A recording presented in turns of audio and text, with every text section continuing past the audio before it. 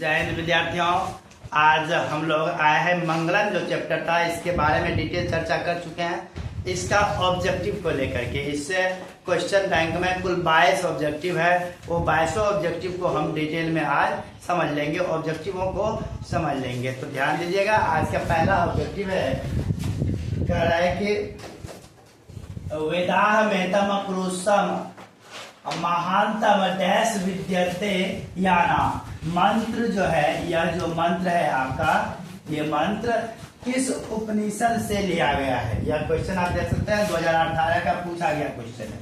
2018 का पूछा गया क्वेश्चन है कि यह मंत्र जो है किस से लिया गया है?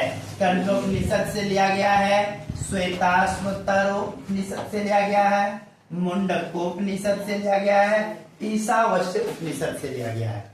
तो सही जवाब इसका क्या हो जाएगा?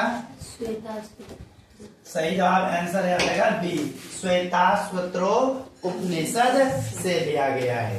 चलिए अगला क्वेश्चन देखिएगा, कह रहा है कि मंगलम पाठ कहाँ से संकलित है? यह भी 2018 का क्वेश्चन है।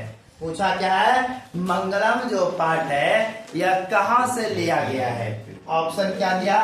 वेद से लिया गया है, पुराण से लिया गया, उपनिषद से लिया गया, वेदांग से लिया गया। तो इसका सही जवाब आप बता सकते हैं। सही जवाब इसका क्या हो जाएगा?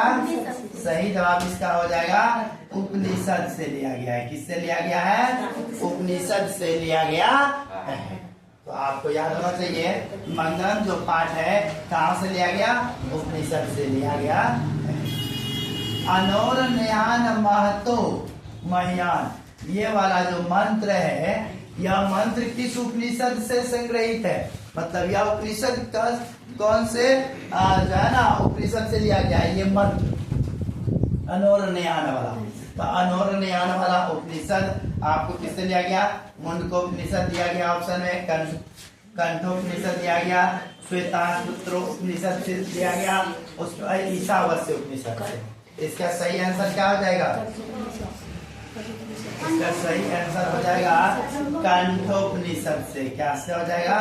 कंठोपनिषद को जब आप पढ़िएगा, कंठोपनिषद का जो श्लोक लिया गया है वह श्लोक है आपका अनोरन्यान महतो मह्यान, है ना?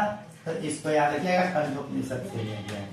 चलिए चौथा क्वेश्चन देख लेते हैं। कह रहा है कि नदियां नाम और रूप को छोड़कर किस में मिल जाता है? जो नदियां है यह नदियां अपने नाम और अपना रूप को छोड़कर किस में मिल जाता है, यह बात बताना है। अगर आप ध्यान से वीडियो को देखे होंगे पिछले लेक्चर को, इनके व्याख्या को, तो आपको पता होगा कि यह समुद्र में मिल जाती है। नदियां जो होती है अपना नाम और रूप को छोड़कर कहाँ चले जाती है? हाँ, समुद्र में क्या हो जाती है? मिल जाती है। इसका आंसर क्या हो जाएगा? समुद्र हो जाएगा। क्वेश्चन नंबर 5 को देखिएगा।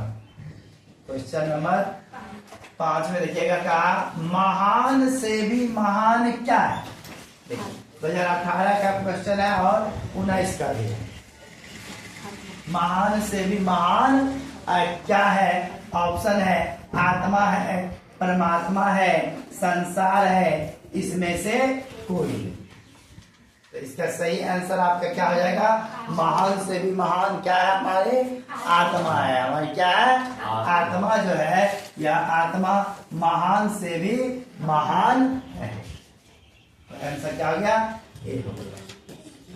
चलिए अगला क्वेश्चन देखिएगा, यह संपूर्ण संसार किसके द्वारा अनुशासित है?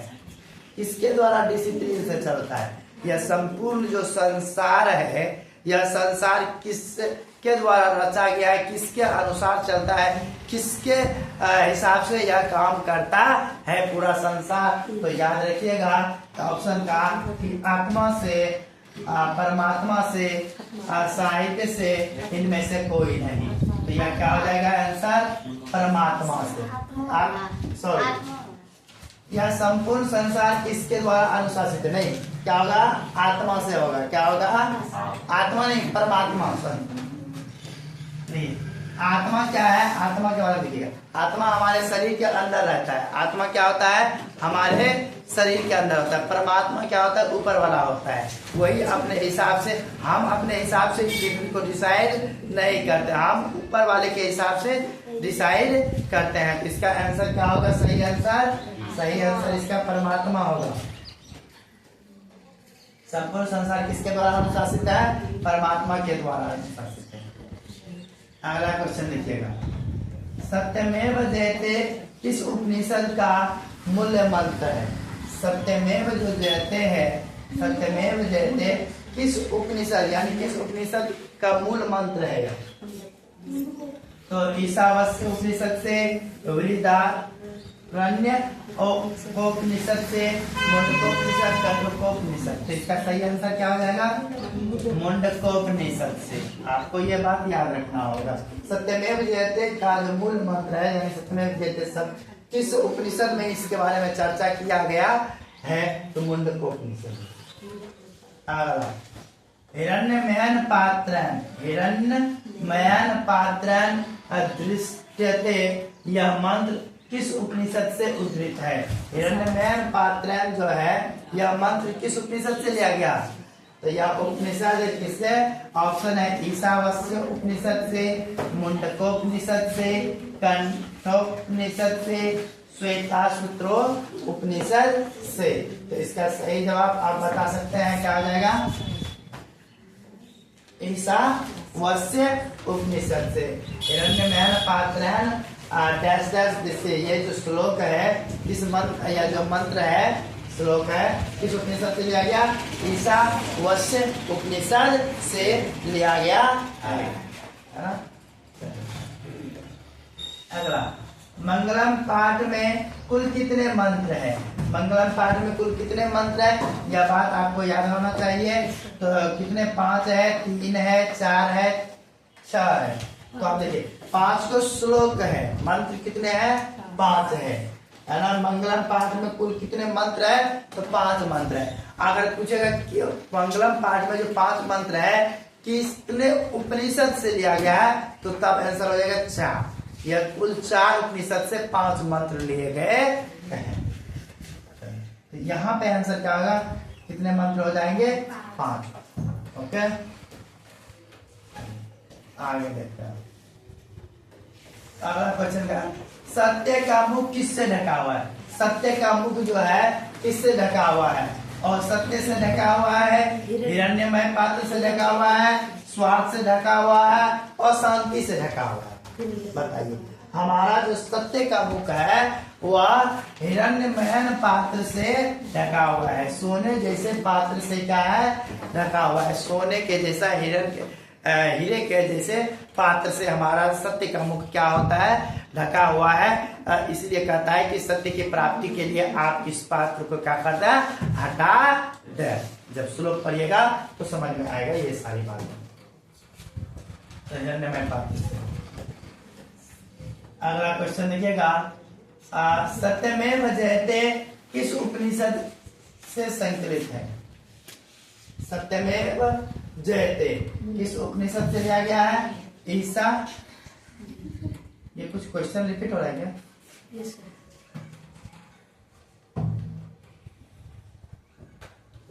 देखिए, सत्यमेव जयते किस उपनिषद से लिया गया है, इसका आंसर क्या हो जाएगा, ईशावास्य उपनिषद, मुंडकोपनिषद, कंठोपनिषद, ईशावास्य उपनिषद। सही आंसर इसका क्या हो जाएगा, मुंडकोपनिषद से। छोटे से भी छोटा और बड़े से भी बड़ा क्या है, बताइए जरा। ये भी क्वेश्चन बड़ा मजेदार है, 2021 का क्वेश्चन देख लीजिए, पूछा गया है ना। छोटे से भी छोटा और बड़े से भी बड़ा क्या है, तो हमारा आत्मा है। पर यह श्लोक में तो समझ में आएगा किसके बारे में चर्चा किया, हमारे आत्मा के बारे में बोला गया है कि छोटे से भी छोटा यानी अणु से भी अणु और बड़े से भी बड़ा, महान से भी महान क्या है, तो हमारी आत्मा। तो सही आंसर सी। नदियां समुद्र में कैसे मिलती है, नदियां जो है समुद्र में किस तरह से मिलती है, नाम को छोड़ करके मिल जाता है, रूप को छोड़ करके, नाम और रूप के साथ। और यहाँ पे क्या लिखा हुआ है, नाम और रूप को छोड़ नाम और रूप को छोड़ करके। तो बताइए जरा सा क्या होगा। देखिए नाम को भी छोड़ करके मिलता है, रूप को भी छोड़ करके मिलता है ना। तो ये दोनों सही है, तो दोनों वाला ऑप्शन भी में है, नाम और रूप को छोड़ करके। तो सही आंसर इसका क्या हो जाएगा, डी हो जाएगा। यहाँ तो बोला साथ नहीं, साथ लेके जैसे समुद्र में कोई नदियां मिलती है तो क्या समुद्र में नाम याद नहीं तय किया कौन सी नदियां मिलती, ठीक ना। नदियां जैसे समुद्र में मिल गई तो वह अब समुद्र कहला जाएगा, नदियां वाला नाम क्या हो जाएगा उसका।